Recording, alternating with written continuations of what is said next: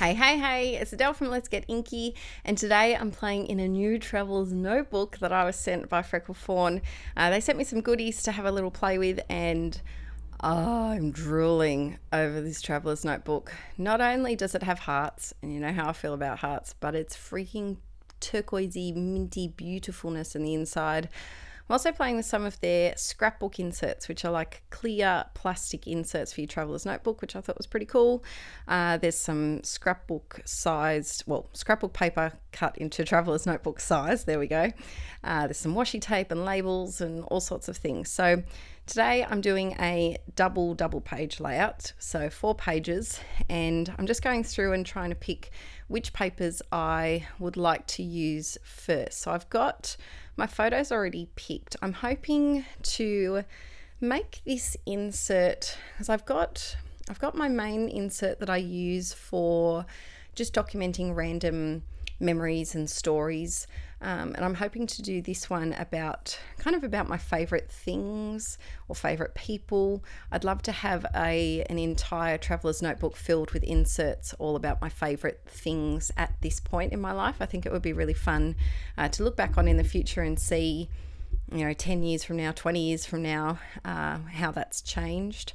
So I've got these photos that I have already scrapbooked, and I'm pretty sure some of them already also in my Traveler's notebook, but I'm okay with double scrapping today because I really like these photos. And the trouble is a lot of our friends have moved away from our childhood hometown. Sorry, not home. We don't all live in one home. Our childhood hometown. And so quite often we go months and months without seeing each other. And so when we do see each other, the chances of us actually taking photos isn't always there. So quite often we can go 6 months, a year without having photos together. So when we do have them, they're pretty special. So this is my friend Liz, and I cut down, the photo just fit perfectly, and I wanted to make sure that you could still see a little bit of the paper poking out from behind. So I'm just grabbing my ATG. I always call it an ATG gun. Is that correct? I thought the G was for gun, but it's for glider, I think. Am I correct in that? Maybe I have that wrong. But it's really good. I've had a couple of people ask how I like it. A lovely subscriber sent it to me, and it goes on really nicely. The trick is learning how to load it properly, and I will forever be in debt to Michelle for showing me how to correctly put the tape into it, because I was doing it wrong and it was just causing me so much frustration. But it works now, and that's the main thing. Here I'm actually using some of the packaging. I can't resist pretty packaging, and you would have seen in previous videos I love to use like the backings of stickers or the backings of die cut packs and cut them out, because really you're just stretching your stash that little bit further and getting the most out of your goodies. And there was this pretty lacy pattern on the clear plastic for the scrapbook insert, and I just wanted to include it here because it did kind of look like washi tape, and I thought it matched with the dark enamel shapes here and also with the dark of my friend's top. I'm sticking down some enamel shapes, and I do like how many tiny enamel dots are on this page. I'm quite fussy with my enamel dots, and I like the little ones. So when packets have a lot of them, they're definitely ones that go into my stash and get used a lot. Then I wanted to do some journaling, not much, just a little bit, because I have already journaled about this in my scrapbook album. And my friend Liz loves vintagey things. We go op shopping together, or thrift shopping for non-Australian peeps, and we love a good old-fashioned floral print dress or bag, and so that little label just reminded me of her instantly, and I knew I wanted to use it. The thing that I love with Traveler's notebooks is playing with different sized photos. So I've got a 4x4, and then I think this little one, I think it's almost 2x2. It might be 1 3/4 inches by 1 3/4 inches. I just print them out on my selfie, and I am going to film a video about how I do that, hopefully in the new year. That black pen that I used to write the word girl, I don't know what pen that is. It's a pen, I don't know how I got it. I may have stolen it from Aaron because I don't remember purchasing it, and I haven't had anyone scrapbooking at my house, so I haven't accidentally borrowed it from someone. But it's a very nice pen, so I'm sorry. I had a look at it. It could be Pentel, but I'm not quite sure. I think that was the only writing that was on the actual pen, so I'm not sure what it is, sorry.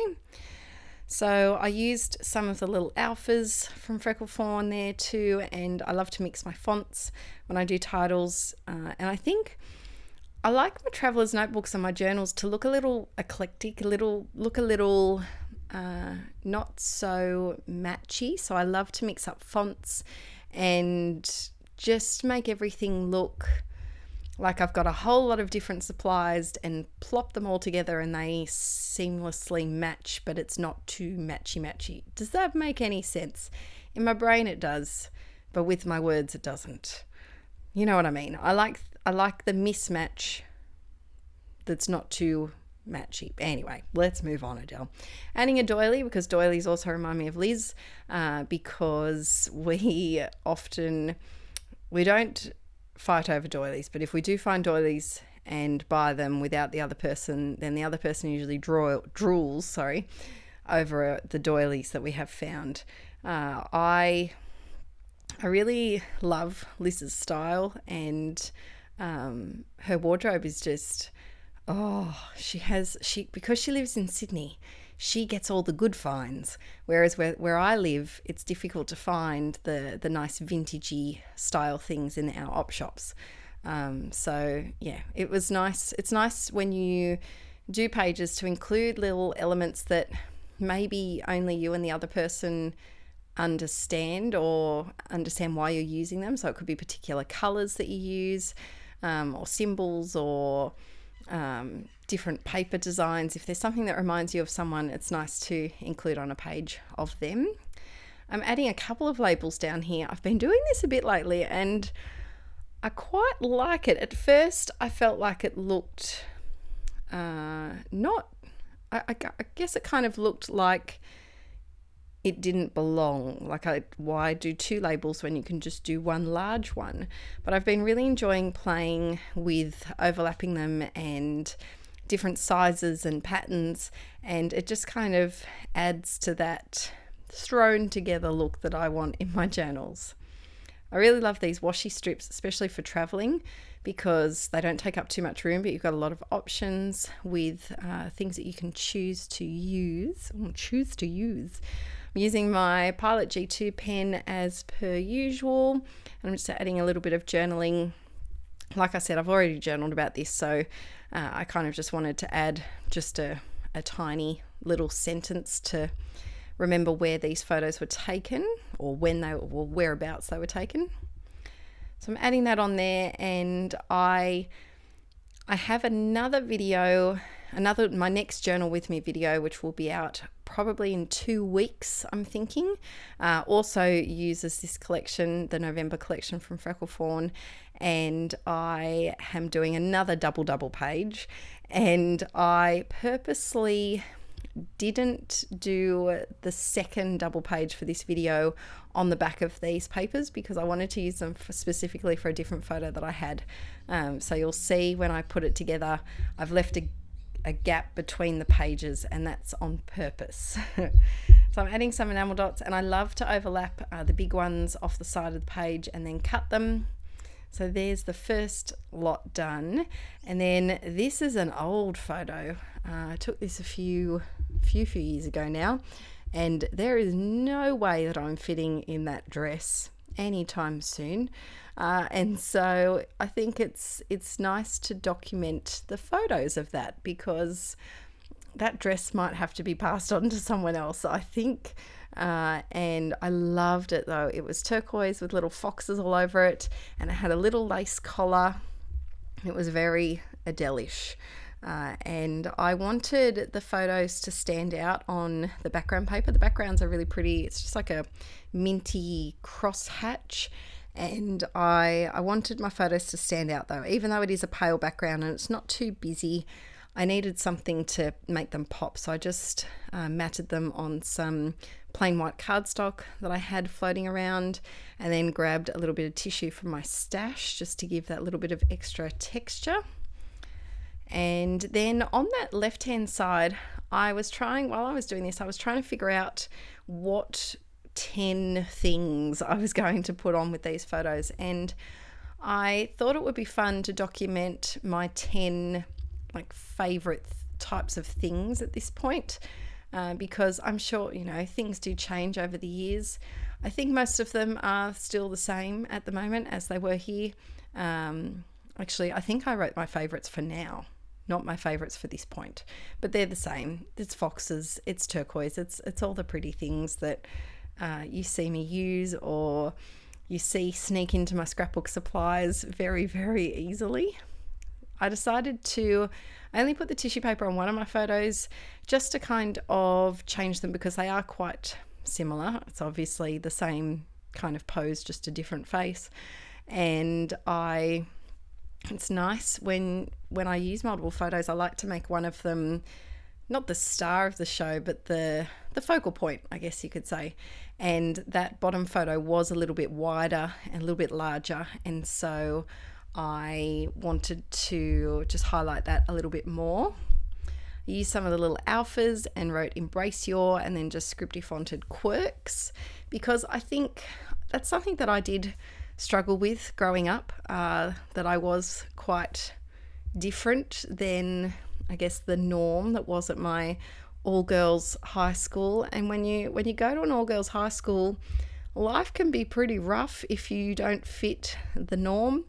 I wasn't blonde, I wasn't tanned, I didn't like the beach, and so I was the total opposite. I was pasty. I think there were only, in my grade, I think there were about 130 people maybe, and in year 7 anyway, and I think there were only 2 other redheads in the whole grade, and so I wasn't like everyone else. I loved my gangster rap, and I was the art nerd, so I didn't quite fit into to everyone else. And I think that when you're growing up, you do struggle with that if you don't fit in as a teenage girl. But I think I learnt to embrace who I was and just be who I am. So if there's any young people watching this video, just embrace your quirks. If you take anything away from this video, embrace your quirks and document them. Make a page about something that you like that maybe your friends didn't like, or other people wasn't what other people were into at that time. And just know that there's no point forcing yourself to be something that you're not, or that you don't like. So the 4 pages are done. They were so easy to put together, especially with everything coordinating, like the washies and the enamel dots. Everything just magically went together. And I think that's the great thing that I like about working from kits or collections, that you can just stick and plonk, and you don't have to think too hard about matching things. It just works. So then I'm just going to quickly show you as well how these look in this plastic insert, just because it's just plastic and you can't really see how it works until the papers are actually in there. So I'm just sliding them in, and like I said, I want to do a page on the back of, I think it's that one, that floral. I'm positive it's that floral that I want to work with again. So I'm leaving a page, and then in the next Journal With Me video in 2 weeks, you will see the other photos that I make on the back of that floral paper. Thanks so much for watching today, guys. I know I got a bit deep into the embracing quirks, but I just felt like chatting about it. And let me know in the comments what your quirk is, and I hope you have a lovely day, and I'll see you all very, very soon.